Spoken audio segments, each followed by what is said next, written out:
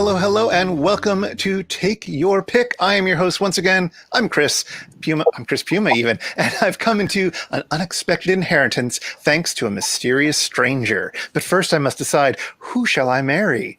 To help me decide, I've assembled a panel to pick out a concise library of 19th century novels. Now, Wikipedia defines the 19th century as, quote, a century that began on January 1st, 1801 and ended on December 31st, 1900. And that it also says, a little more interestingly, that it's a time that, quote, saw large amounts of social change, an era of rapidly accelerating scientific discovery and invention, and, quote, a time when novels were huge and caused hernias. Might have added that last one, but as somebody who has read several 800-plus page 19th century novels in the past 12 months, I'm pretty sure I'm right about that. But my panelists are here to give me a little bit more insight and a little bit more of a sense of the 19th century novel as a whole. They will take turns picking a 19th century novel and then telling us why they picked it. It's that easy. Maybe they love the book. Maybe they hate it. Maybe there's something super weird about it that you should know about. Maybe it's been unfairly maligned by the tastemakers and canon formers. But who will assemble today's reading list? Well, in the randomly selected order that they'll be picking, we have from the Tolkien podcast By-The-Bywater, Jared Pechacek. Hello. From It's Just a Show, we have dragged her out of retirement. It's Beth Martin. Hello there. And we've got a librarian whose actual job is deciding which of these books to buy. It's Emily Blackmore. Hi. We have somebody who has, in fact, translated a 19th century novel into English. It's Lesley Curtis. Hi. We have from the podcast Dear Reader, which hopefully will be coming out of retirement soon, or COVID-influenced hiatus. It's Michael Collins. Oh, my dear Mr. Piuma, have you heard that Megaphonic Park is let at last? And his co-host, also from Dear Reader, Emily Gushue Whalen. Hello. Hello. This time around, I will satisfy myself by being your host, and I will not make any picks. But, of course, if you're watching this live, you can let us know your thoughts about our panelists' picks. We'll incorporate some of your comments into the show. Literally, that's why we do this live. And don't worry, there'll be a chance at the end of the show for you to suggest anything that they forgot to mention. Okay, I have got my reading glasses on, and my library card is clear to finds and ready for takeoff. Jared, what should I check out first? So I have to admit, it turns out a lot of the books I thought were 19th century were actually from like 1905, which means a lot of E.M. Forster and stuff is not going to be here. So my first pick is actually Mansfield Park, because a lot of other people don't like it, but I love it. It's the darkest and kind of weirdest Jane Austen, at least that's not like Lady Susan or whatever. And it rubs a lot of people the wrong way, I think, because it's got a lot of characters who are sort of uptight about like theatrical performance and stuff like that. But it's really, really beautiful. And I think when you're reading it, it's hard to get a grip on what's happening because the POV keeps shifting in a weird kind of way, which is kind of unusual for Jane Austen. So you end up in every single scene, you're on somebody else's side. And by the time you get to the end and it's all of a sudden everybody's married, it's like, what just happened? And that kind of bewildering, shifting refusal to commit is just fascinating to me. And I read this book at least once a year, and every single time I'm just like, it just gets better every time. So yeah, Mansfield Park, the Jane Austen. The Jane Austen novel I have not read. It's on your saving the tweet, right, Chris? Yes, that is the one that I'm saving behind glass to break with a little hammer in case of emergency. But I have not, in fact, read it yet. It's really good. Has anyone else read Mansfield Park? Yeah, I read it. I read it. Okay. Yeah, a bunch of us. I'm sorry, I don't agree with your take on it, and that it wasn't my favorite, but I'm glad that it deserves love. I'm glad that you love it. It does. It's the controversial one. People are like, oh my God, I hate Fanny Price, but she's just a victim of abuse and neglect, and she's an introvert, and the worst. I'll admit I haven't read Mansfield Park since I was a teenager, so I probably am not really in a good place to talk about it. But I did see an article recently that I did read, and it was about racial insensitivity in Mansfield Park, because it is one of the only possibly the only Jane Austen novel that mentions Black people at all. Yeah. So do you have any like thoughts on that? Because like I said, I honestly don't remember that part. This is something that's been argued about with regard to Mansfield Park for a very long time. The central family in the novel definitely has made their wealth off of plantations and stuff, and the slave trade is mentioned. And I think because of the way the novel actually doesn't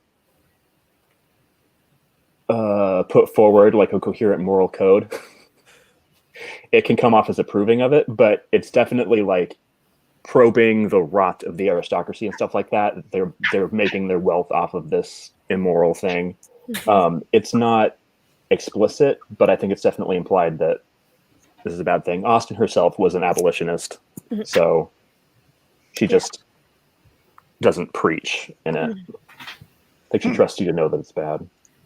I mean, I remember my main take, because it's been like 17 years since I read it as well, was like the antagonist felt like she should have been the protagonist. I love that though. I really love that.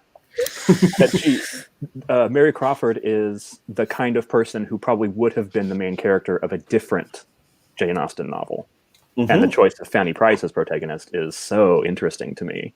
Yeah. I do like the contrarian. I'm going to stand up for the one that people don't like, because a bunch of the ones on my list follow that same impulse. So, Okay, very good. Jane Austen's Mansfield Park. Beth, have you got all your equipment ready? Yes, apologies for that. I was having trouble with my headphones, but they appear to finally be functioning. Right. Okay, I think you're not actually. It doesn't matter. You're not coming through. I think you're using the laptop or whatever as microphone rather than the Yeti, but that's fine. We can hear you just fine. No, wait, hold on. Let me see. Well, it's just because it wasn't working through the Yeti, so I'm doing like a backup. You're fine. You sound fine. Don't worry about it. And right now, tell us, please, what your first pick is. All right. It is a French translation text, Joris-Karl Huysmans, I think that's how you say his name, Against Nature. In French, it's Au Rebord. It's also translated as Against the Grain. And it is classically kind of known as a novel without a plot, because basically all that happens is the main character, pretty much the only character, is he's a dissipated aristocrat. He is so tired of his life that is actually making him unhealthy. He's also just like, because he's so inbred and weak, he has a tendency towards being overwhelmed by sickness and whatnot, that he decides to take all of his money and build himself a pleasure palace and stick himself inside of it and just live the rest of his life there with a couple of servants that remain very quiet. And he just asceticizes the whole place. And it's basically just a description of all of his collections. And they're all kind of twisted. Like, one of his favorite things that he does is he has this beautiful oriental carpet, and to give it the right accent, he uses a tortoise, and he jewels the tortoise shell with a whole bunch of different gems so that when it walks across, it has a certain kind of effect. And while he's doing that, he reminisces about his past and his sexual perversions and all of that. And as he goes through all of these aesthetic experiences, it seems to bring him closer and closer to a kind of conversion into godliness. And I think there's a quote that I'm going to kind of destroy here, where at the end, where he's just like weakened, his aesthetic experience is basically about to having different kinds of enemas. His choice is basically to the muzzle of a pistol or the foot of a cross. Like, this is where his life has brought him, which is a very Catholic way of looking at things in terms of how he, Joris-Karl Huysmans, understands Catholicism, is that sometimes you have to go to the very depths of the pits in order to be able to reach heaven. Yeah, I mean, I guess that's also very Dantean as well. Yes. Which was, yes. Boy, I knew about the turtle bit. I didn't know about the enema bit at the end. Yeah, it's like a reflection of like how far he's fallen in terms of his aesthetic experiences, because now he's just like, what's the best kind of colon cleanser, and how can I make that the most elitist, like, anti-populist thing ever, We've all been there. Amazing. I think I've tried to read Against Nature and didn't get very far into it. I think I was reading a particularly stodgy Penguin translation a long time ago. But I've meant to go back and try it again because I've heard you talking about it many times, and it just sounds like a really weird book. Well, it's the inspiration. It's a heavily inspired picture of Dorian Gray. So if you are familiar with this work, that one comes into it with especially with Dorian Gray's collecting and how that kind of, and I think it's like chapter 11 where he starts to really kind of start to fall into evil. That is kind of a return to that kind of aesthetic experience and how there's something kind of cryptic about it. It's also because it's also a very queer text. And so they're responding to each other that way. He has Des Essence has some homosexual experiences. It's both a very like openly homosexual book and also a very homophobic book at the same time, which is hardly surprising. But so it's all just part. It's often considered to be like a really important text for how queer theory was developed in the 19th century. Fantastic. I don't know if anyone else has anything to add about this book, but if not, we will move on. That's a great addition. Emily B., it is your turn. What are you going to treat us with? Well, it's funny that Beth picked a book that was both homophobic and full of homosexual subtext because I picked Carmilla, a vampire novel from 1872 by Irish Gothic novelist Joseph Sheridan the Fanu. And it's basically the prototype for the lesbian vampire. We're also being very against that idea. And it was written 26 years before Dracula, and it influenced Bram Stoker quite heavily. And I think it's interesting because as a selections librarian, I buy adult fiction books currently, and I find Carmilla walked so that Anne Rice could run.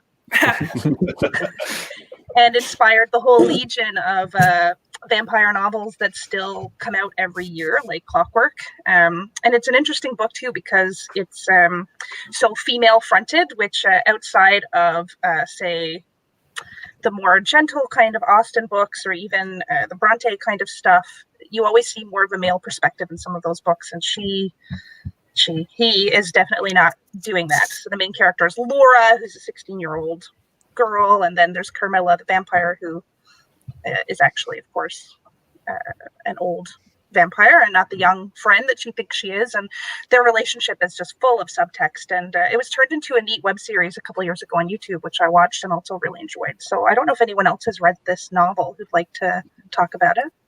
I haven't read that novel. I have read some short stories by Sheridan Le Fanu that I really enjoyed. There's this one called Green Tea where... Oh, I haven't read that one. Oh, it's this very sweet man who's driven insane by an evil monkey that only he can see. Who is this? Why have I not written the name down? Yeah. It's Sheridan Le Fanu, and the name of the short story is Green Tea, and I highly recommend it. And I have to write that down as well. I'm taking notes. Well, this is the thing. This sounds so up my alley, and yet this is not something I'm familiar with. Carmilla is not necessarily mentioned in the canon a lot, but I picked it specifically because Dracula is the prototype for the vampire, which we all are familiar with through popular culture and millions of adaptations, but he was directly influenced by a lesbian vampire novel from 26 years before him, written by a woman. Or written by a man about a woman. So I just think it's kind of an interesting take on that because the Carmilla herself as a vampire is, according to the author, very menacing, and it's so frightening, like this sexuality in this woman and the sensuality, and how dare she like get away from my daughter with your gazes and your longing look and barely touched fingertips, very gothic horror kind of tropes. And it fills you kind of with yearning where sometimes you're like reading it and thinking, but what if she did become a vampire? Like, what if she just won and they were together forever? This sounds incredible. Yeah, you're almost rooting for that outcome. You're not rooting for the Van Helsing type character, which there is one, another prototype, a guy who comes in and is like a specialist working against this vampire, using analytical thought to beat back the forces of evil. And you It almost saves kind young of girls don't from like lesbianism. him. Yeah, to beat the lesbianism. So that's Carmilla. That's my pick. Yeah, That's well, fantastic. That well is, placed. yeah. That is the first one that I haven't heard of. Oh. And I'm super excited about it. And looking over the Wikipedia article only just while you were talking, looks like it was quite big in Japan. And it's come up in a lot of Japanese media, but it looks super cool. I think everybody should check that out. Thank you very much for sharing that one. Lesley, I suspect you will have something also surprising for us, but no pressure. What is your first pick? Okay, so my first pick is going to be it's a book called Les Épaves, and it's a book in French. So here's a little bit of the backstory about it, which is I started studying feminist movements in France, and during the Revolution there were all these amazing things that came out. Women got the right to divorce, all these amazing things, and then all of that was dialed back at the beginning of the 19th century, and that's why. It's not just France, but that's why a lot of these novels are about marriage, but there's so many limitations, and there's, once a woman is married, they don't have the right to divorce, so they're just in it. They don't have the right to have property, all these kinds of things. So, but at the same time, the beginning of the 19th century, there's all these women who are writing, and they're writing novels, and they're hugely popular. They're saying all these things. There's all these things that you have to do if you're a woman writing. You have to be like, oh, I'm writing a novel, but please, it's nothing at all. I just wrote a novel, but you have to kind of act like whatever you're doing is not important. So there's this woman, and her name is Fanny Reybaud, and she wrote all these novels and was super popular, and then nobody really remembered her afterwards. But I think, Jared, we were talking a little bit about the way the slave trade comes into 19th century novels, and this woman takes this fantasy of a woman leading a colony in the Caribbean, a French colony in the Caribbean, and she takes this fantasy. There was a French law that said that any woman who was free who married a slave, then the slave would also be free.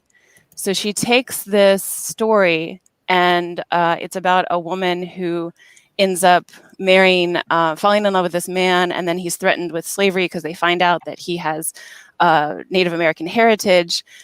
And so the whole thing is a fantasy of women being able to free people through marriage. I mean, it's completely radical, right? Because that's exact opposite of what the reality of marriage is. And then the thing, one of the reasons why I wanted to bring it up is that it is, there's this one moment in it that is so, this was published in 1838. It was published in these, literary magazines it was published like a little bit at a time in these literary magazines in Paris. So it was very popular. There's my cat that just joined us. Yay. And so these people were reading it, but there's this one point that's so incredibly it's almost pornographic. It's just, it's so shocking. And so basically it's the moment where she's going to go in and she's going to free the guy. But she has to go in and tell him, go to the auction, and I promise that I'll show up and I'll declare that I'm going to marry you, and therefore you'll be free. But when she goes in, he's chained up, and the description is that he's tied up. His shirt is has holes in it, and his shoulders are naked, and it's quite radical. And I am sure that this was incredibly popular and very exciting to women at the time who had very little options. And it was also an indication that the colony, people would argue that slavery was bad, that they never quite got the idea that maybe colonialism just in general was bad. And in fact, especially for some women writers at the time, the colony was actually this really great thing because it allowed them to have this fantasy about something completely different related to marriage and heterosexual relationships. So there you go. Very good. And that's Fanny Reybaud. Yes. Mm-hmm. Great. Definitely have not heard of her or that, but that sounds remarkable. Has it been translated into English? I don't think so, actually. Okay. So that's why I said I was wondering how many French speakers you had, but it's really it's a pretty exciting one. The other thing that was interesting is a lot of these stories got made into plays, and then remember this is plays were huge, right? That was the entertainment. And so there were all these different kinds of plays, and the way that it ends, like how old she is when she's able to arrive and whether she can save him and whether they get married on the spot, all those kinds of things change based on the play adaptations afterward. So it was a hugely popular story. Excellent. Well, I'm glad to know about it. And, an opportunity for somebody who wants to do a little bit of translation to give it a go. That's terrific. All right, Michael, it's your turn. Which Middlemarch are you going to choose? Oh, you scooped me because, yes, of course I'm going to pick Middlemarch. I'm so glad no one else picked it. This book is so important to me. There's a bonus episode of The Spouter in from 7 or 8 months ago, maybe even a year ago, where I talk with Chris and Suzanne about why it's so important to me. I first read it in seminar during my master's degree, and it was intersecting Freud and Darwin with Middlemarch and Dickens, Our Mutual Friend. And it came at the right time.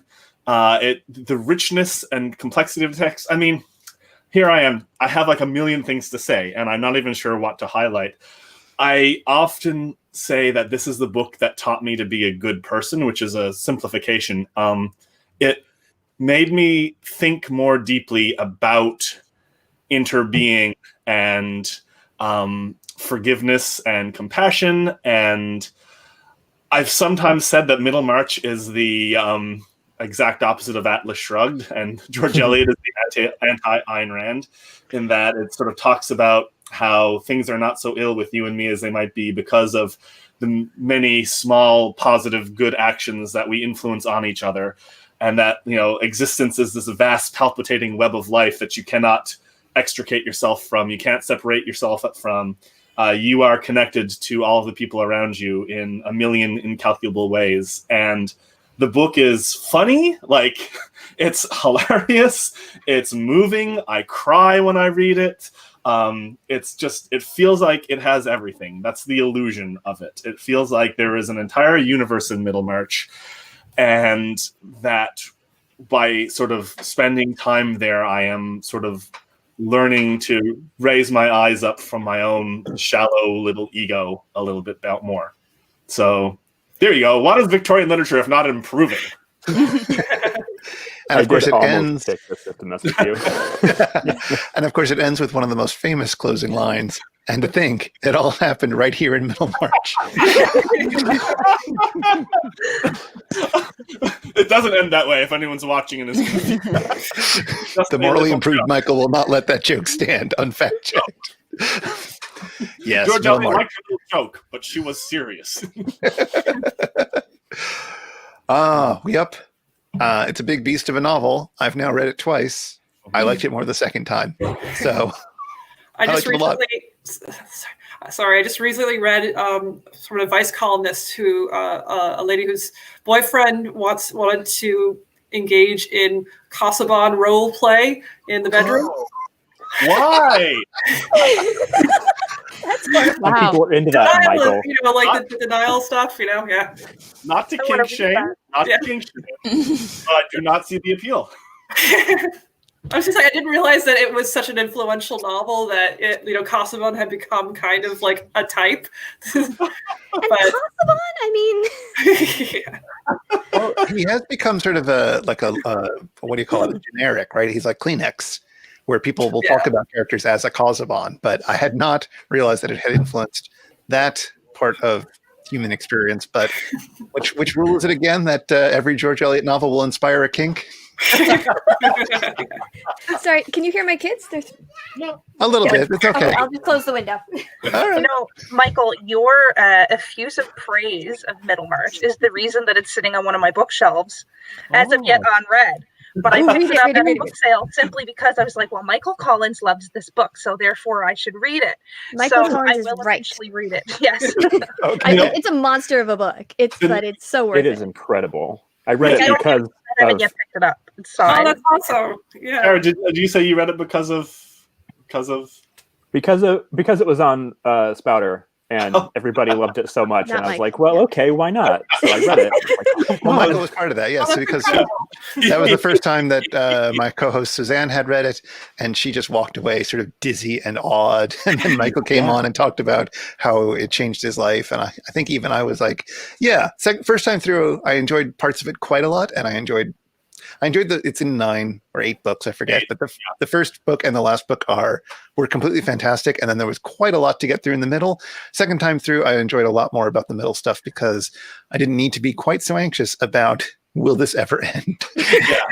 I knew where it was going.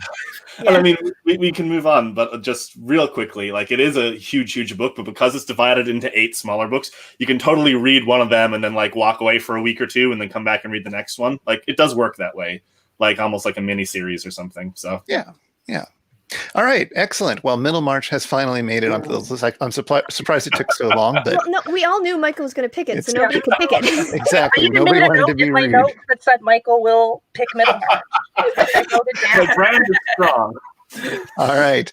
Finally, Emily, we get your first pick. What shall it be? Oh, me. Okay. I'm going to start with Cranford.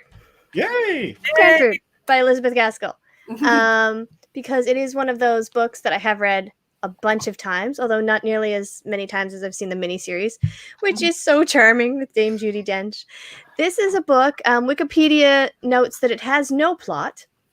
This is kind of the kind of book you want if you find Anne of Green Gables like a little too scandalous and exciting. You know, if Pride and Prejudice is just too hot, you go for Cranford. Cranford is about this little tiny town of some very lower middle class people. Like they're obviously not poor, they're fine, but you know, pretension's higher than they actually are.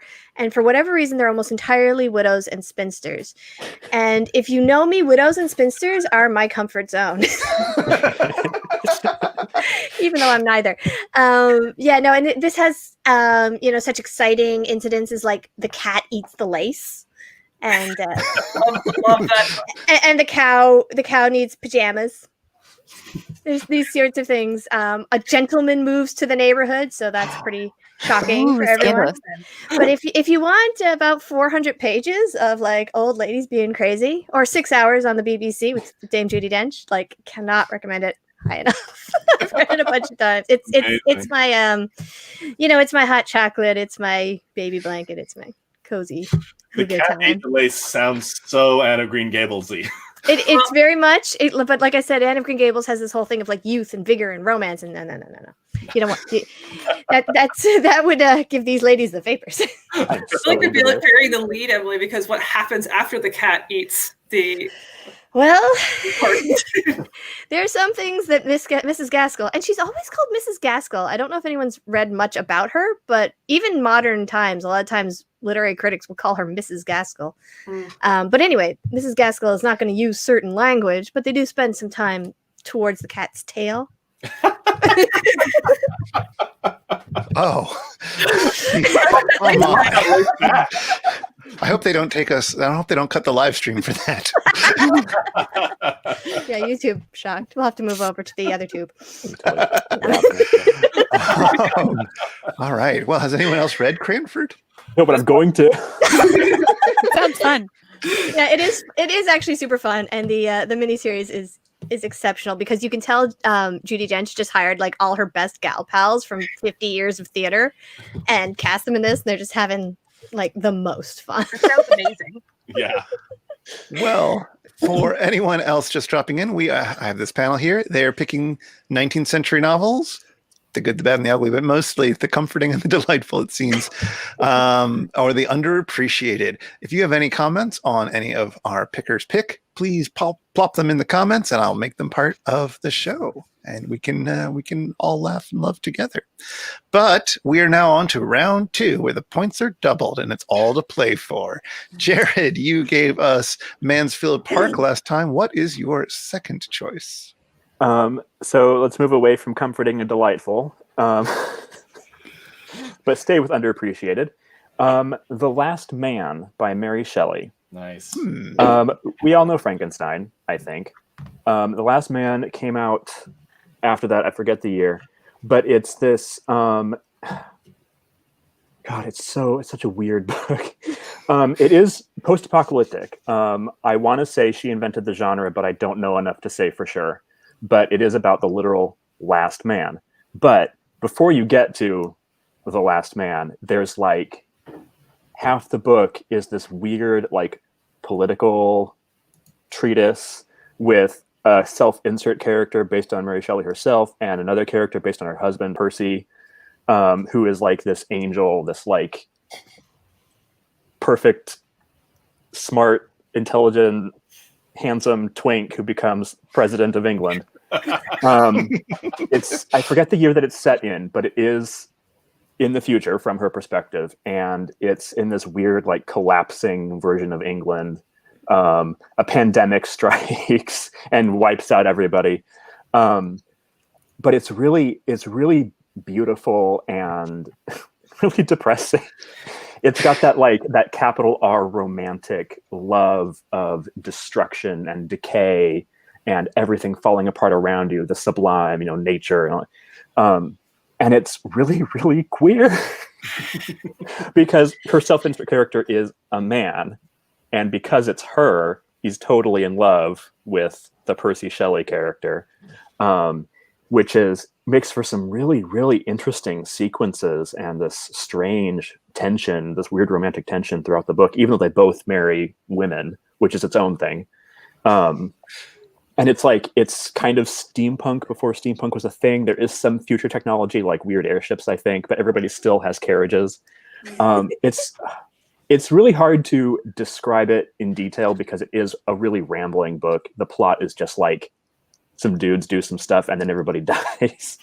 But yeah, it is a really, really fascinating and beautiful book, and it's kind of long, and I wouldn't recommend reading it this year, but later. Save it for 2021. Yeah, this seems like a bold pick in 2020. Yeah, well, but I always want to talk about it no matter what is happening. It's such a good book. So I see that it was written shortly after Percy had drowned. Yeah. So that might explain a little bit of the hagiography. Yeah, I forgot to say that part, but yeah, it's everyone I know who's read it really rates it very highly. So it is. I think it is better than Frankenstein. Not equal. It's a very different book from Frankenstein, but I think it's more ambitious at least. It's interesting because like Mary Shelley is one of these ones. Frankenstein's obviously ubiquitous, and there's a myth around her and stuff too. But you don't really hear much about her other works at all, do you? Like I was thinking when you were talking, I don't know if I could name another piece she's written. Yeah. She also wrote. I've read three of her novels now, including Frankenstein, and she also wrote Valperga, which is a historical novel set in Italy. And it's weird because it's about this one guy who was a real person, but the story is told from the POV of the women who knew him. So she's always got this kind of feminist slant to what's happening. Mm-hmm. It's surprising her body of work hasn't been, more lifted and celebrated. Yeah. Gotten the chicklet covers and chapters and whatever. A chicklet cover for the last one. That's what they do. Yeah, they do. Oh my goodness. Jared, I think you have a task of designing, because they're all in public domain. We can publish a line of chicklet covered Mary Shelley books. I did toy with the idea of doing a graphic novel adaptation of it. Yeah, we have to have a whole separate talk about your job, Emily. DM me anytime. I'm gonna send you a wish list. That's fantastic. Okay, Beth, you gave us Huysmans Against Nature. What is your second choice? The next one is H. Rider Haggard's She, which is a very silly name, but nonetheless, it was extremely popular at the time. I think it was written in 1888, and it was right after his smash success, King Solomon's Mines. So Haggard is basically the guy who created the imperial romance, where you're moving away from realist literature and kind of going into more of an adventure feel, where there's like supernatural elements and all of this. And what I find really interesting about She is just like, this is obviously where Indiana Jones comes from, and a zillion other versions of like the Hollywood idea of adventuring in like the jungle or the dark parts of Africa or any other like in the process of being colonized space. So in this particular story, this Oxford Don and his adopted son come across this ancient shard that talks about this immortal white woman who's being worshipped by a tribe in like the deeps of Africa. And so because of some sort of messed up birthright, they should go check it out. And they do. And yes, she is in fact a supernatural woman who's been she's been living for 2,000 years, and she has magical powers, and she has a tribe that she has apparently fashioned herself genetically.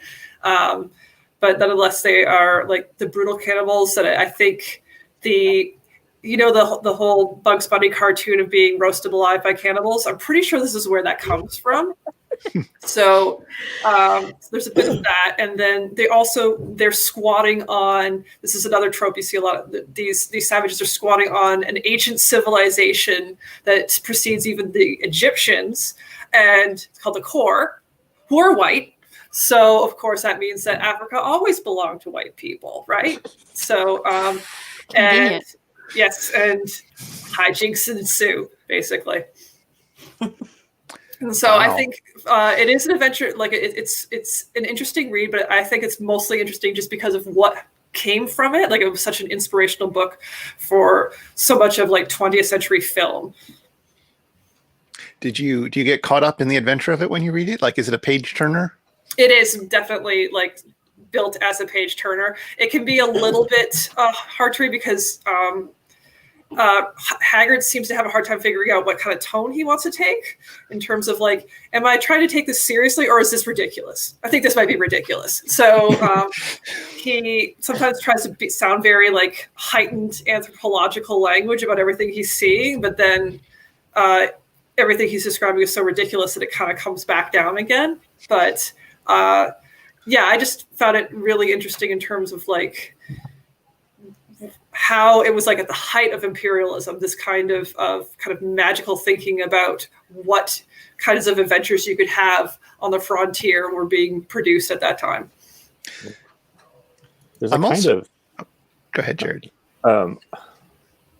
Not just in that, I've read that, it was a while ago, but I have read it. There's this kind of weird anxiety inherent in there where it's not like about the morality of imperialism, where no, it's fine, we have the right to take this because we were here first. It's this weird like self-justifying thing that pops up in a lot of adventure literature. Exactly. Yeah, that's the funny thing about all of these is just basically they're just trying to create the conditions under which it's okay that we're here because we were always here. We're just coming back to it. And yeah. Like King Solomon's Mine's the same thing. They're all based on this. Both of them are based on the real life ruins of Zimbabwe, which they had undergone, which were really impressive because they had, and this is in modern day, obviously, Zimbabwe, and the Great Zimbabwe ruins showed examples of technological sophistication, like iron smelting. And so they're like, well, obviously the locals couldn't have done this. So maybe it was King Solomon from the Bible. Maybe that's what this is. And that's like where this kind of myth making comes from. I also see that a sequel to the book from the 1920s came out with the ridiculous title, She and Alan. Yeah. Mixing up, it looks like just from the Wikipedia article, it's the she from this book and then Alan Quatermain from King Solomon's Mines. That's right. You got to get your two most popular characters together. And I think it happens in the Himalayas. So it's shifted into a different space. Sure. But... Oh boy. All right. Well, that's a good adventure time reading. Emily, you gave us a vampire novel, Carmilla, before. What Emily B that is? Which one will be next?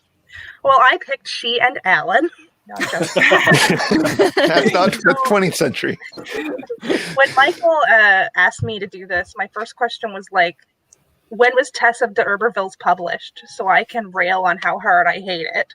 Oh, thank you. The answer was 1892. So, you know, right in under the wire there. I find this book very interesting, and Thomas Hardy in general very interesting, because I had to read it for my English degree. and B, hated it with every fiber of my being. But I also think that it is important, and it is an interesting book in the sense that it is both completely enmeshed in the time in which it was written, but also is trying to refute that. One of the things that's funny about this book is that there's no actual d'Urbervilles in the book. Tess's family is the Derbyfields, and they try to adopt this more elevated, older family name to feel important and aristocratic, and the whole underlying subtext of the book from Thomas Hardy is that that is ridiculous, and it was met with a lot of controversy at the time in England because, landed gentry didn't like that. But also the figure of Tess herself, and I won't go over the plot necessarily because it is upsetting, and nothing good happens to this woman in this novel at all. But I do have a funny anecdote about how I read it when I was doing a semester in England with my university course, and the professor said she was going to put 5 books on our final exam, and we'd read 7, and I said I refuse to read Tess of d'Urberville again because it's so upsetting, and she didn't put it on the exam, and I like to think that it's because of me and my specific request that she not do that. It probably wasn't, but it's also very much nature is wonderful and the Industrial Revolution is bad, the country is good, the city is bad. A lot of subtext about that sort of thing. A lot of subtext about a young woman with, I wouldn't say sexual agency because there are multiple rapes in this book of poor Tess, but a lot to think about as a feminist now, and I'm sure women at the time, about like her love interest, thinking that she's, you didn't really necessarily sin so much as you were sinned against, but also you're diminished in my eyes now because I found out about your past sexual history. So I don't know if anyone else has thoughts about Tess, but I don't love it, but I do think that it is an important novel, begrudgingly. I remember liking it, but again, it was so long ago. In terms of Thomas Hardy, my most recent read was Far from the Madding Crowd, and that was enjoyable. Do you have other feelings about that, or is it That's an enjoyable book? I don't know what it is about Tess in particular that really gets my goat, but it does.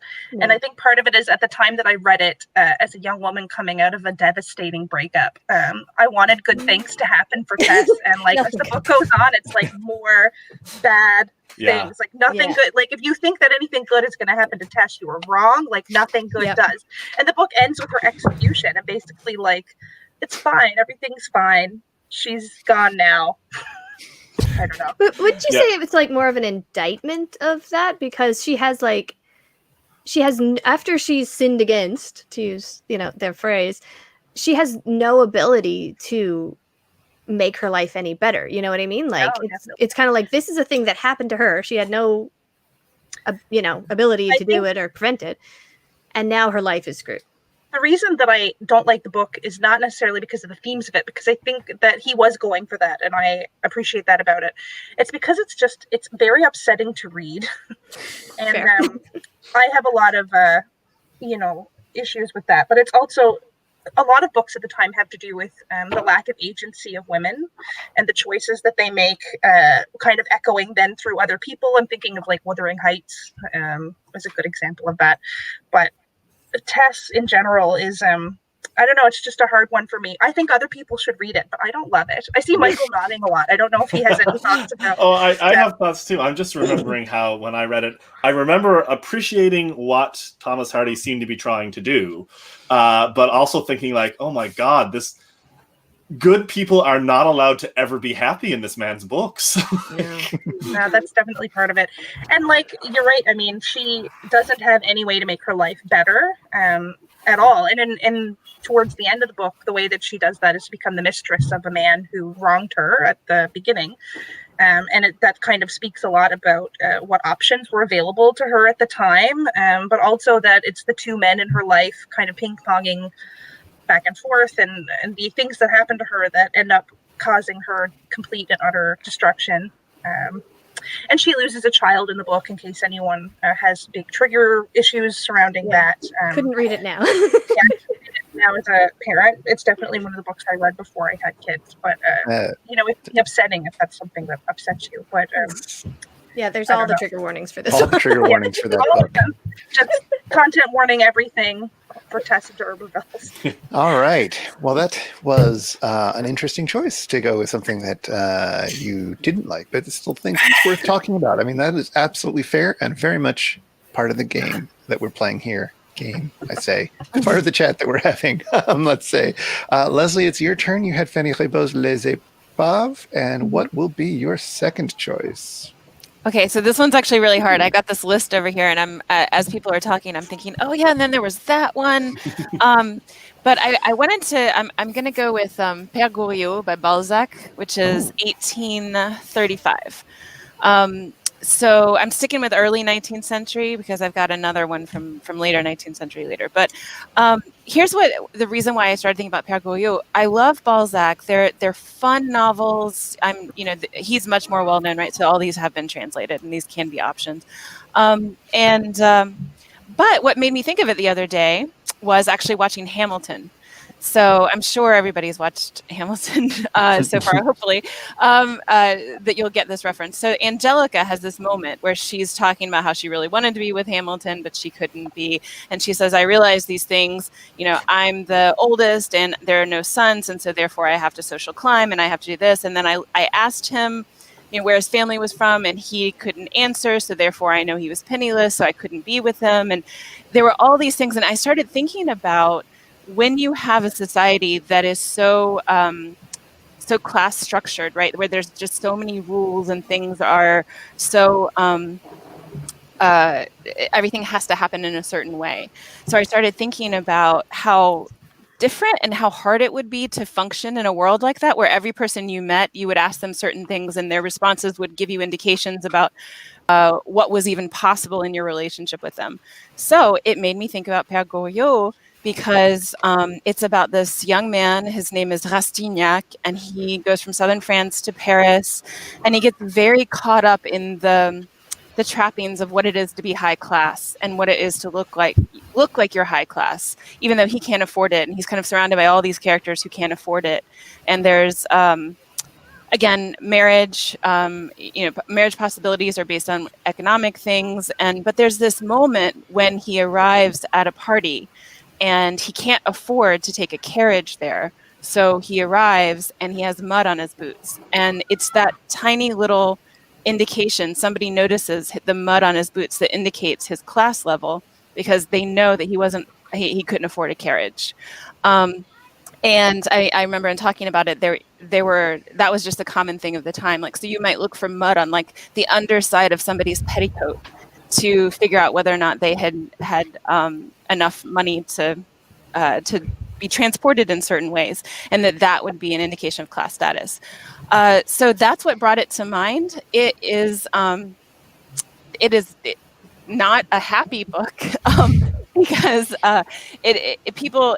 the desire to put on the appearance of having money continues to get harder and harder for the characters. Père Goriot, in particular, keeps having to fund his daughters, and the less money he has, the higher he has to move in this kind of sort of boarding house that he lives in, and ends up it not going very well for him. But it's still just a really fascinating study of what it was to live in a city at the time, what it was to social climb, to navigate what opportunities were available to whom, that kind of thing. And Balzac novels are just fun. So there you go. Père Goriot. Very good. I've never read any Balzac. Although this is the one that everybody says is the big one, so to speak. Yeah. I just know that statue of him, the Rodin statue of him. Yes. Where he's being indiscreet under his cloak. Well, the interesting thing about he was born in 1799 and died in 1850, and he is so much the beginning of the 19th century. So much about the literature of the 19th century is defined by him in this really interesting way. So, one of the things I love about Balzac, I didn't end up using him for my dissertation, but I really enjoyed his, he talks about he uses a person's environment and his surroundings to kind of build up what that character is like, because he thinks of them as being inextricable. So you get all these fascinating stories of descriptions of interiors and clothing, and I've always really enjoyed those parts. I can't remember if I've read this one or not, but I did read Cousin Beth. It is devastating and wonderful. So I think this one would probably be worth everyone's time too. Yeah, I like Balzac a lot. So. Excellent. All right. Michael, you gave us Middlemarch last time, which was very predictable. What Bronte are we going to get this time? It's like you're married to me. The clue is in my alias. So I am going to pick The Tenant of Wildfell Hall by Anne Bronte, alias Acton Bell. Thus Macton Bell. So basically, I was taking a 19th century novel course in the second year of my undergraduate, and the professor, who was wonderful and ended up being a real mentor to me, said something that kind of pricked me. And he said that he was talking about, I believe, Wuthering Heights, but he was giving us a little introductory lecture to the Brontes in general. And he was talking about how Anne Bronte was the youngest Bronte sibling, and if it wasn't for her famous and more talented older sisters, we would have forgotten about her long ago. And I thought, I'm going to see about that. So I got The Tenant of Wildfell Hall, and I read it, and I was like, this is brilliant. This is amazing. Like, this is Anne Bronte being like, do you know what? Society is bullshit. I'm going to wreck this joint. This is the most radical, in-your-face, pissed-off Bronte novel. And it's completely like Wuthering Heights and Jane Eyre. There's a great Kate Beaton comic, Dude Watching with the Brontes. I don't know if you remember this, where Emily and Charlotte are kind of like, oh, look at him, so brooding. And it's some like drunken lout. And Anne is like, yeah, if you like jerks. And they get pissed off at her. Well, Anne, no wonder no one reads your books. It's kind of like The Tenant of Wildfell Hall is like, you can't change a man by loving him into goodness. Like, don't take any bullshit. And if he's abusing you and he's mistreating your child, and this is in an England that did not have like fair divorce laws at all, flee and change your name and go into hiding. Like, it's a fantastic novel. It's really ambitious in its structure. It has this framing narrative, and then like the middle chunk is the female lead character's diary from the time when she was in her disastrous marriage, when she was sort of enamored of this Byronic hero and thought that my good, virtuous, womanly nature will like improve him, and then he ends up just abusing her and abusing her child, and she eventually has to peace out. And then it goes back to the sort of frame, and it's just this fantastic book. I want to be friends with Anne Bronte. I think it's a shame that she's like pictured as this sort of like childish simpleton who like just lucked into being born into a famous family. Like her books, like they deserve to be read and known. And I will champion Anne Bronte till my dying breath. Me too. Yeah. I'm so glad you brought up that comic because that's one of my favorite Kate Beaton. I love that. She's a treasure. Mm. One of my Oh, one of my favorite bits of Tenant of Wildfell Hall is that scene where Buddy's dying, and she's telling him about how he's going to hell, and it's not even just that he's going to hell. It's like you feel like you're going to hell. Mm-hmm. It's like, wow. But There's also this fear and guilt and shame, and it's like, yeah. But one of my favorite little Anne Bronte trivia facts, and she has some letters talking about how she was happy she wove this into The Tenant of Wildfell Hall, is that she was a heretic, and she believed in universal salvation. She thought hell was real, and that you would go to hell, but that it was a place where you were purged of your sin. And once you had suffered enough, then you would go to heaven. So everyone goes to heaven eventually. Yeah, his name escapes me, but I guess his crimes were such that he would just never be purged. But yes. I like that. I mean, if you ever feel like really vengeful, Yeah.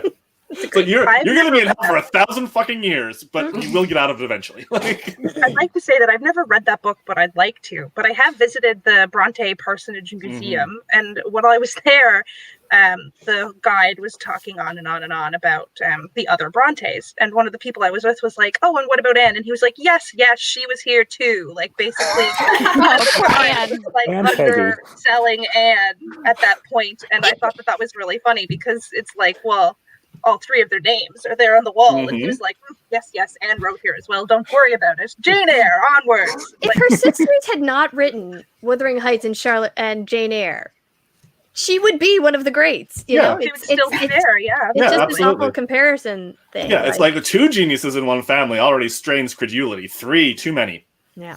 There we go. Honestly, Anne, you have no taste. I'll take a moment to read it. Like alcoholic dick bags. It's so great. Anne Bronte with the angry eyebrow saying, "I'm just telling the truth." That is the tenant of Wildfell Hall. Fantastic choice. All right, Emily, you gave us Cranford last time. What will you be treating us with now? Another comfort read. In fact, this is what busted me out of my reading slump during the coronavirus. Well, I mean, we're still in coronavirus, but during the really bad part of it when we were all locked in our houses. Sense and Sensibility. Yay! Yeah. So I read this, like I said, I reread this very recently, which is why I'm thinking about it. But also a friend of mine who does not normally read 19th century literature also read it at the same time. And she didn't care for it, which is kind of what made me think about why I like it so much. I actually like it a little more than Pride and Prejudice. Smidge. I know. Shocking. Okay. I support you. What I like about it is Lizzie Bennet, of course, and Caroline Bigley. They're very aspirational sort of characters. You know, they make mistakes, but they're still very smart. They're very self-possessed. They're very, This book is almost a little bit more like, what if we were cheering for Lydia? The character Marianne, she's not the main character. She's kind of the main character's younger sister, but she falls madly in love with this man who is not worth her time and is very nearly ruined about it. No, she's not. She has her happy ending. Don't worry. She even marries Alan Rickman in the movie. So great all around. But what my friend pointed out was that the stakes are so high. They're so high for young women. And she's only 17. So when she gets emotional, she gets in love in the way that everyone can see it. Like, she's obsessed. She's writing letters at night, even though they're not formally engaged. She's very nearly ruined over it. And the ruin is real. It's not just bad reputation, whatever. It's almost like a Tess of the D'Urberville thing. She's almost in a situation where she can irreparably ruin her life, her sister's life, her mother's life, because they have their only hope of income, of course, is for the daughters to get married to rich men. And because it's Jane Austen, yeah, everyone marries rich men but good rich men, and they live happily, and it's fine. But I like, and when I was young, I liked this a lot because I identified with Marianne, and now as an not older, but not young woman, I appreciate that Marianne was allowed in the novel to be dumb and romantic and just out of control. You don't get that a lot in these books. But that she could, now of course she was rescued by a man who was much older.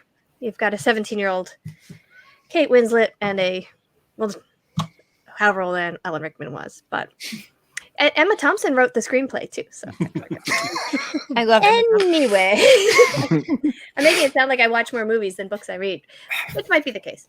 But my point is, I like Marianne. I like her flaws and foibles, and I like the book. It's certainly true that in a lot of the other Austen novels, it is, the people have flaws and foibles so that you can just tear them apart. Mm-hmm. I mean, this is the entire point of Emma and Northanger Abbey and so forth. So, I mean, it's been a long time since I've read Sense and Sensibility, but that is good to hear about it. I totally appreciate that. Yeah, I think the sensibility, it's almost like a sensitivity, even, throw another sense word. Is like there's a lot of empathy in this book, a lot of caring about other people's feelings. I like that. I like relating to her that way, because like when she falls in love with Willoughby, part of it is like, we like the same things. Like, he's nice to me. He wants a lock of my hair. How romantic! And it's like, girl. And the things they like are so pedestrian too. Like, what they like is acting and horses. Yeah, they both like music and horses, and they like making fun of people who they see as like lacking in taste. It's like it is very 17-year-old. Yeah. In general, I'm cooler than you is basically her and Willoughby's attitude towards everyone until it all goes south. Fantastic. All right. That is our second Austen for the list. We are, if you're just tuning in, I've got this panel here of great people, and they are talking about 19th century novels and picking them out. We've had 2 rounds. We have time for one more, but we're going to have to make it a bit of a speed round. So we're aiming for about half the length of time that we did for the previous round. But everybody will still get to talk about one more pick. Jared, you gave us Mansfield Park and The Last Man. What is the final book in your collection? It's 2 titles with man in the. Okay. Gonna go big. Moby-Dick. Yay! Oh, wow. Which is good for a quick round because I don't have to explain what the hell happens in it. Because everybody knows.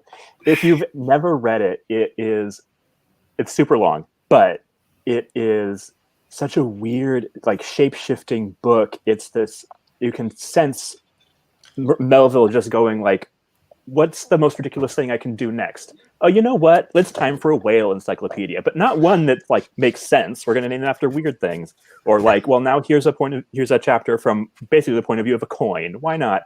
I read it for the first time a year or two ago, and it felt like having my brain turned inside out. I'm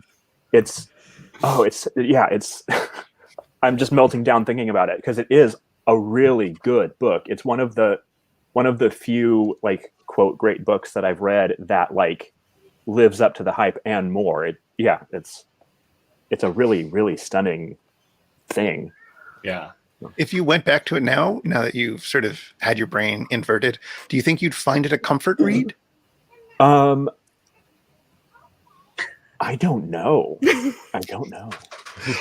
interesting. I get the sense that Suzanne, my partner on the Spouter Inn, feels that way, that you can go into it and you can just sort of dip into this text, and because the plot doesn't matter, you can just enjoy a small, like, you can enjoy the coin chapter and it's fine. You're just in this brain space again that meant so much to you at one point that you can revisit it, but you don't have to worry about the great arc of anything. Yeah. Well, that was one of the things that kept me from reading it for so long, because I was like, I really don't care about another guy's obsession with revenge. The Ahab stuff is nonsense. Don't read it for Ahab. Ignore that whole thread. That's not what you're there for. You're there because it's this endlessly inventive, shape-shifting novel. Yeah, and the sweet love affair between Queequeg and Ishmael. Yeah, my boys. I love when people read it for the first time and get their minds blown, because we are trained to think of it as just another like Victorian adventure thing. It's like fucking Treasure Island or something. It's like, no, not even a little bit. Like, it's like reading like apocalyptic literature, like Revelations, or like one of the weird Gnostic Gospels. It's like that, but on a whaling ship. Yeah. All right, Beth, you gave us Against Nature and She. What is your final pick? I'm definitely in a trend. This is a late 19th century book, and it's also short. I've noticed that I have a type. I like late 19th century, arguably Edwardian more than Victorian, and I like them short. This one is The Time Machine, which is barely a novel. And what's to say about it? Everybody knows The Time Machine because it's been so formative. I'm really into formative books. It's considered the first science fiction novel. But in a lot of ways, what it came out of, again, was colonial literature, because when people like Haggard were writing, the idea is that you're kind of going back in time as you're going into a distant place. So it wasn't actually that much of a leap to be like, well, when you were going back in time, it's also kind of going back to a colonial past, although in this case it's England and it's in the future. So that's the big twist. What I think is, and because everyone knows this book and we don't have a lot of time, I think I'll just keep it a little short. What I find most interesting is how this book differs from the movies that came from it,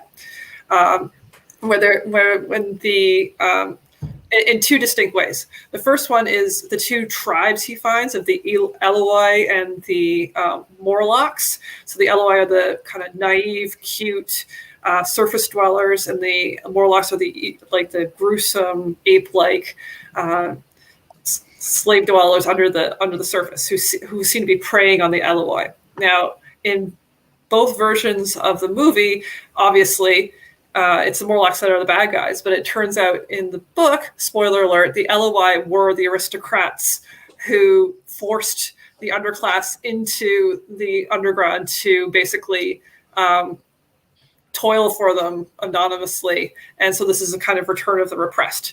The second point is that the unnamed hero, the time traveler, is very much a villain and not a hero at all. And it's one of these great unreliable narrator things, that you see him doing things that are very bad while he's justifying his actions as the first person narrator, where he's basically decided that he's just going to commit genocide because that's what you do with people that you find unpleasant.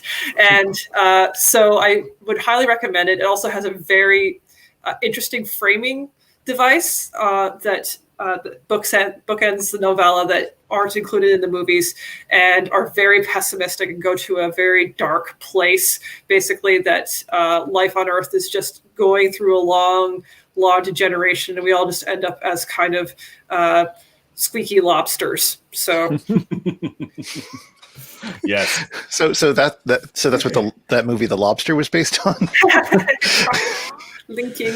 But yeah, it's because he was Wells was influenced by Huxley, who believed that evolution was kind of a parabola. So you reach like a height of sophistication, then inevitably things will go into degeneration. So he's just like, and he actually also believed that eventually the sun would run out of heat. They didn't understand fission yet. So, or fusion, I mean. So when he goes into the far future, the sun is just a cold red blob. So you just this whole feeling that everything's just kind of like entropy into nothing is just a really devastating end to this book. Yeah, I really like the time machine.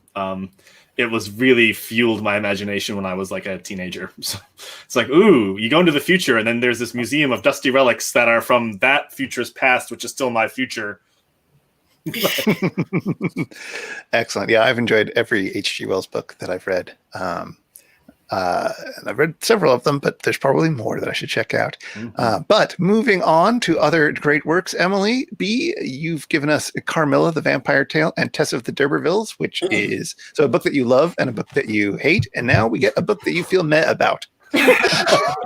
Actually, no, because I'm going to choose Little Women, which I love, and I know it's such a big book, but partially I wanted to talk about it because it's American, and a lot of the books that popped into my head right away about this century are European or British specifically, and because one of my specialties in librarianship is teen fiction, and Louisa May Alcott basically created that.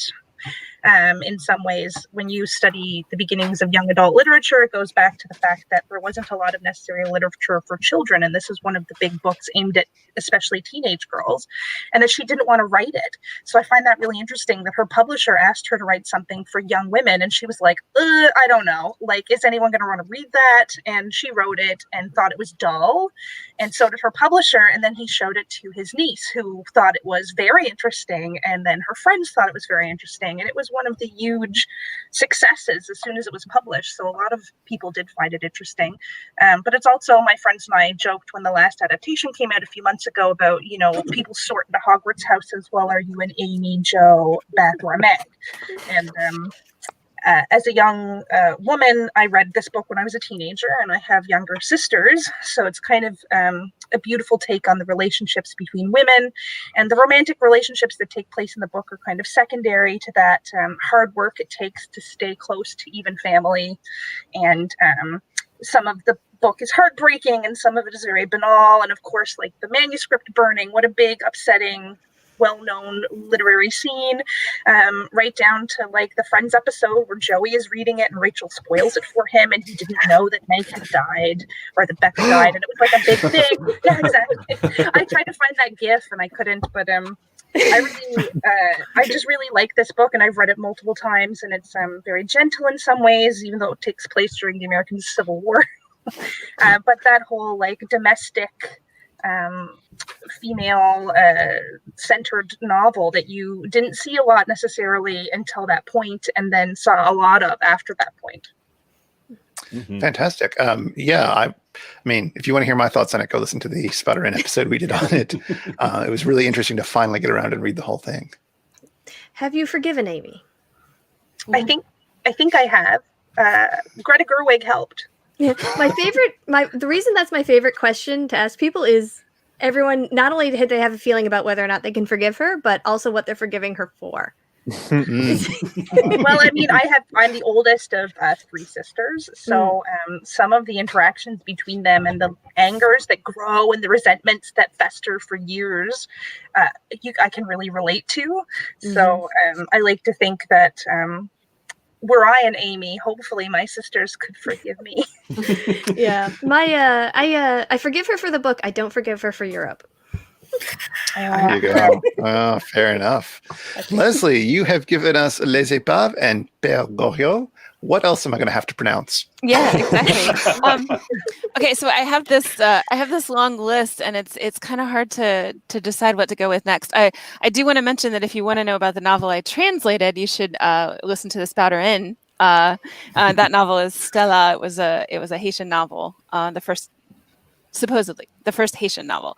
But I actually wanted to mention the last one I wanted to mention is Thérèse Raquin by Zola, which is 1868. Now, I don't know if Thérèse Raquin is just the name of the main character, and so I don't know if it's translated into English as like Teresa Rakin or something. But so I wanted to mention this one because I spent all this time studying the early 19th century and romanticism and all these kinds of stories. And I was in grad school when I read it for the first time, and I was I was lucky enough to get a carrel in the library that was like kind of my own office, and it locked, and it was just this envy of all the other graduate students, right? That you had to be there for a certain amount of time to get the special office, and I got a really nice one with a great window. So I sat in there and I started reading it, and I got so involved that I couldn't put it down, and I had to finish it. And by the time I finished it, it was dark, and I was scared to walk home. And so I brought this up because this was one of those moments when I was reading it, thinking about how incredibly modern it was, how it could be something that was written. It's basically a horror story, but it was written in such a way that it felt so close in time to me. It felt very it felt like I think there were actually movie adaptations of it even in the 1950s, but it felt very modern, and the most interesting thing to me was to read something that seemed so drastically different from what had come before, that seemed so much more in line with what my kind of modern reality would be, that would have the influence to make me like scared to walk home because it was so powerful. And so the story is that Teresa is forced to marry her cousin. She doesn't like that. She has an affair.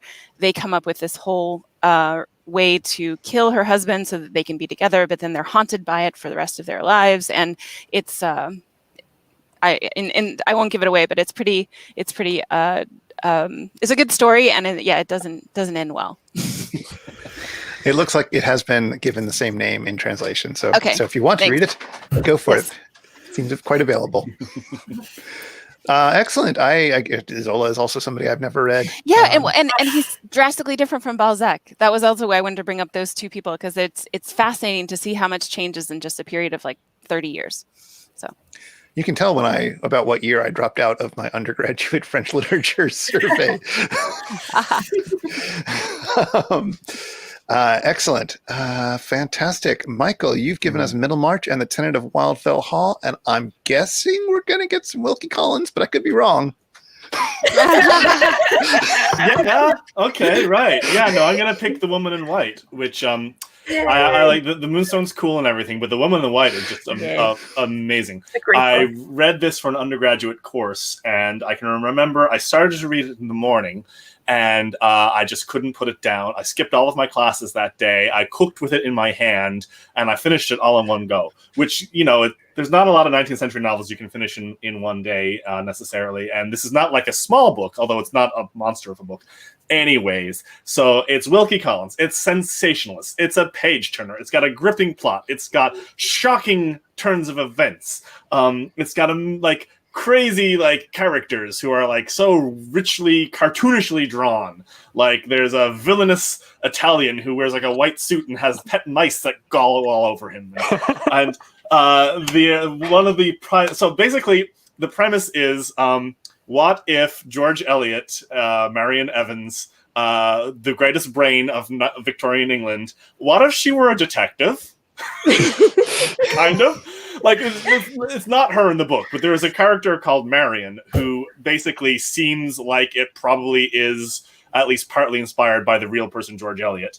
And then there's a guy, and the two of them are trying to save this third woman, this third person who's like befallen a plot. And then there's a mysterious woman in white who keeps appearing, and then there's this villainous Italian guy with the mice that I mentioned earlier. And it's been too long since I've read it, so I can't recount the plot, and I don't want to anyways, because you should. Oh my god.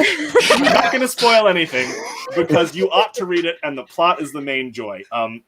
So much of 19th century novels that I enjoy are kind of like, because Middlemarch is like this grand sort of experiment in ethical philosophy, or the Tenant of Wildfell Hall is just like throwing a Molotov cocktail into the patriarchy. And you know what? The Woman in White is just a lot of fun. All right. Excellent. And all agree? I haven't read it. Oh, I so recommend it. Really good. Boy, we're getting some I think I spam was now. in that class. Yeah, you were in that class, Emily. Yeah. Anyway. I do love I'll all the deal with 19th the spam century bit. English literature that's like weirdly racist, where it's like, you know how Italians are. Or the Irish. I love terrible Irish. Like it's really gross, but it's also kind of funny to see that, you know, the way attitudes change and accept, you know, got to draw the boundary somewhere, but it's always a different boundary. Yeah, exactly. Okay, I've banned a few people who are spamming us in the comments on Twitch. Thank you, Twitch, for that. But Emily Gushue, Whalen, you have given us Cranford and Sense and Sensibility. What is your final choice? War and Peace. Hey! A little light reading to end us with. Yeah, why not? I know we don't have a lot of time, and War and Peace is super long, but it's also really good. I remember one time when I was reading it, my brother kind of like gave me one of those like, is that actually any good? And I said yes, because it is. I'm not going to summarize. You know, you don't know what it's about. It's about war. It's about peace. It's about life. And is this the one with the every unhappy family is unhappy in its own way? Or is that No, that's Anna Karenina. All right, never mind then. My point is, this book is awesome, and everyone should read it, and it's totally worth the hype. And the episode of Cheers where Sam reads it is fantastic. But I don't know that there's a good adaptation. I haven't found it, but I've read it twice, which is pretty good for, you know, a big heaping monster of a book, and I'm going to read it again because I really like it. And I don't know why the Russians are so good at literature and so many other things, and not so great about other things. Have you read it in multiple translations? Sort of. The first time I started to read it, it was in like one of those cheap Wordsworth copies, and I couldn't. Now, I was younger, and also it was incredibly dense and horrible. But I read the other one. I've read the same copy twice, and it's those translators. Were you the one who didn't like them? You don't like them? No, I haven't read them, but I've read articles about them, and I'm curious about them. I like them. It's the pair of translators, right? I can't Yeah, remember. I don't know if there are a couple or just like a, you know, super fun Russian literature buddies, but I've read a lot of their translations now. Almost all the Russians I've read has been by them, kind of. So I like them. Kavir, and what's the other one? Is it Volhonsky? Yeah. Yes. Volhonsky. Yeah. I found Russian names really difficult, which makes reading Russian literature hard. But I think my favorite part about War and Peace is how Napoleon is depicted as this big void, you know, because I think if I recall, Tolstoy was kind of pushing against like the great man theory of history, and so like when you actually get to Napoleon, the greatest great man in history at that time, there's just like kind of nothing there, and I really like it's depicted. Yeah, it's very anticlimactic. It's one of the more forgettable parts about the book. Like I think about the book, I think about, you know, Franz. I keep going to Anna Karenina names. Anyway, I've been drinking gin. Hey, that's great. That's all very 19th century. Yes, Period. Correct. thematic.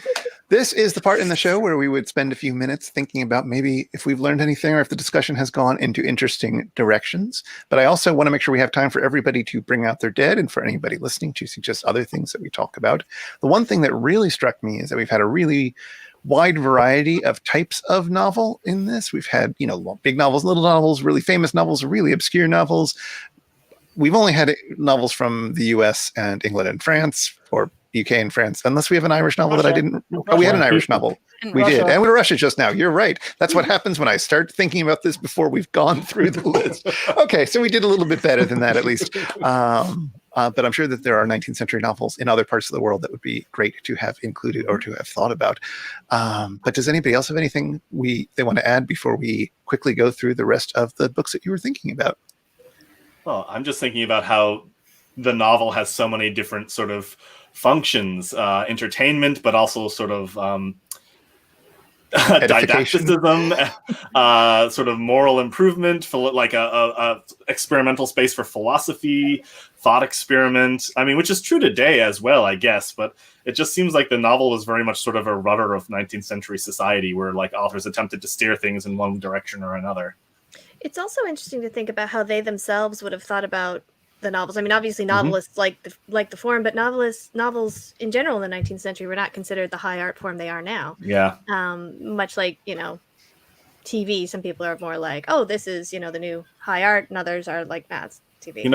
It might be too simplistic, but in a way, I kind of feel like over the course of the 19th century, the novel became more and more respectable. Like once you have your George Eliots and your Charles Dickens and so forth, I'm so like England centric in my thinking. I'm so sorry, but like in the early 19th century, it was very like not at all something that like good people did write novels. Like, oh no, but like by the end of the 19th century, I feel like it had sort of been elevated.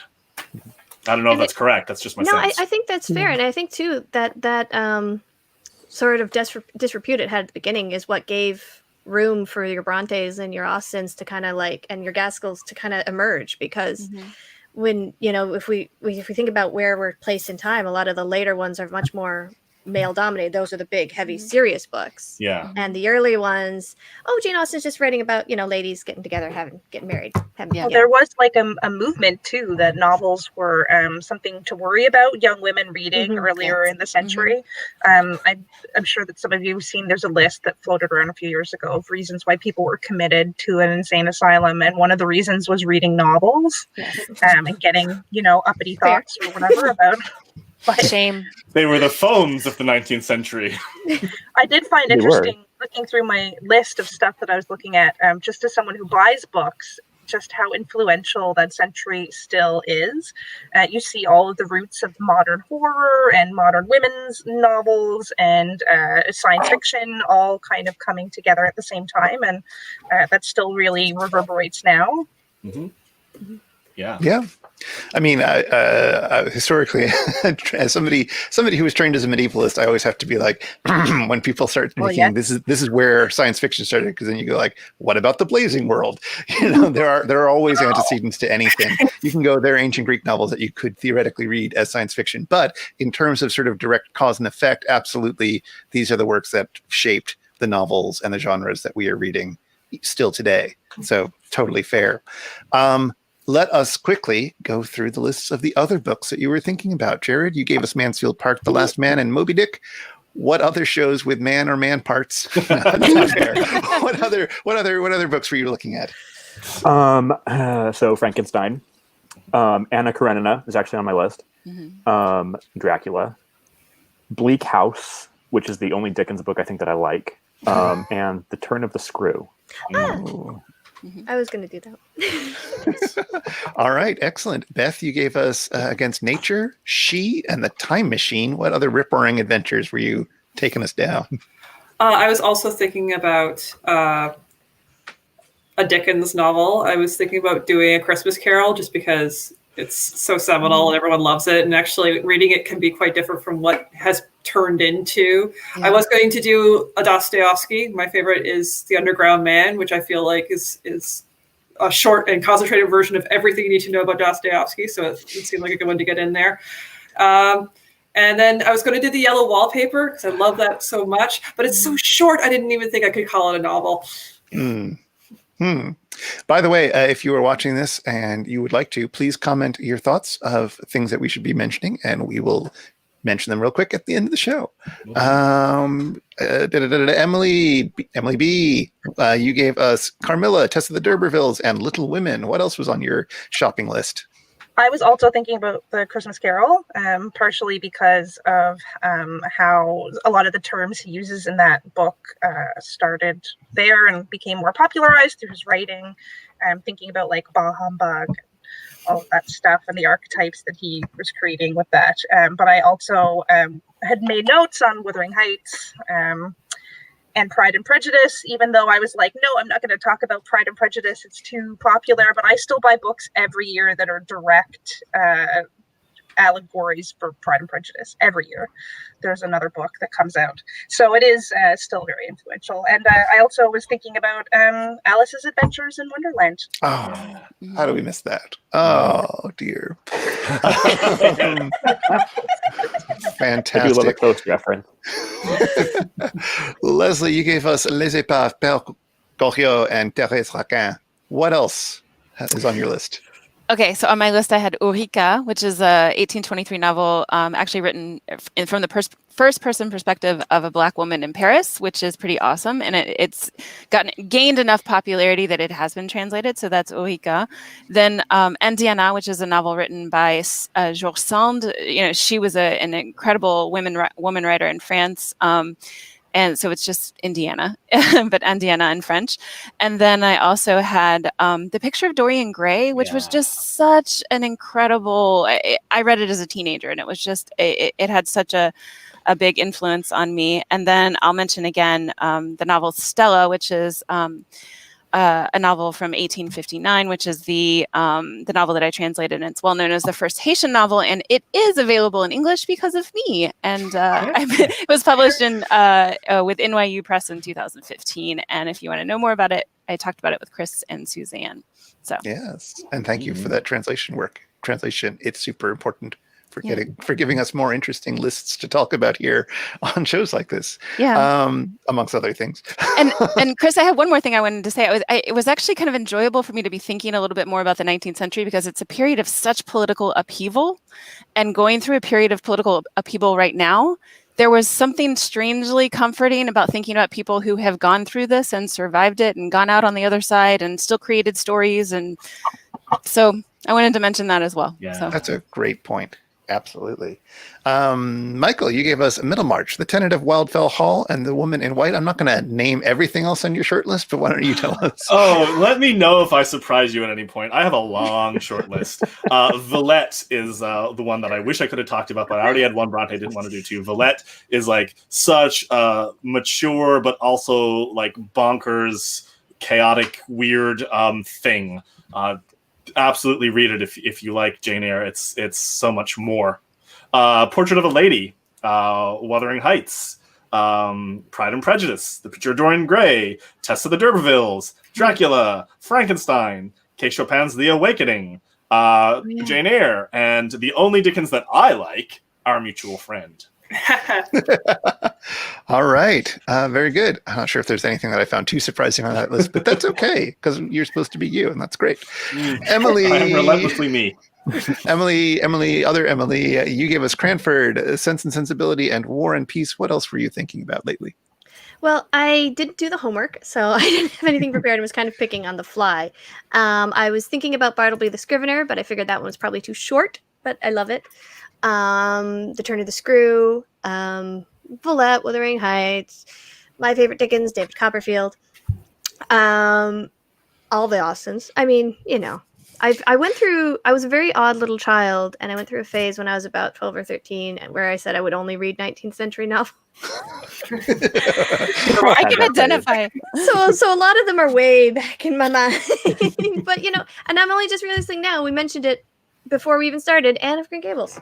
Yeah. Oh, yes. There you go. I did not do. If you listener or watcher are you watching this live and you want to share anything, please enter it now, because we are coming to the wire, coming to the end of this. I will say that the only thing on my list that I might have done if I were playing along, that hasn't been mentioned, because I'm sure I would have said Moby-Dick or Middlemarch or some of the other ones that have been brought up. But the one that I'm thinking about that nobody has mentioned so far is Flatland. Which is a weird novel about two-dimensional beings who discover the third dimension, and it's also a weird political allegory that is in some ways very hard to parse out exactly what's being made fun of and what isn't, which can be a delight, but can also potentially be upsetting. It's really weird, and I really enjoy it. I don't know, I haven't read it in a couple of years, but every time I've gone back to it, I've still enjoyed it. And it's short, which I also like short novels, which is why I mostly avoid the 19th century. But, definitely some of these big fat novels that I have now read were totally worth it. So there you go. All right. I haven't seen any comments. So with that, I'd like to thank everybody who watched. And of course, I'd like to thank my guests. Thank you, Michael, Lesley, Emily, other Emily, Jared, and Beth. This was a lot of fun. And we came up with, I think, a really good little library and reading list. And on that note, we will see you next week for Take Your Pick. And let's just dance our way out to the theme music and pretend that we've stopped the filming and just hang out. Okay, bye. Chris always forgets to mention that he wants us to chat over the music. Yeah, we pretend like now it's casual and we don't know that the cameras are still rolling, and we can say, "Hey, that was great." Or, "Oh, I can't believe you didn't." Oh my goodness! I took notes. There was a number of books I was not familiar with that I'm glad to know about now. Yeah, exactly. Yeah, I have notes on my phone over here. I'm gonna go I search do them want to up. read the green tea short story. I Oh, wrote yeah. that down. Yeah. Fantastic.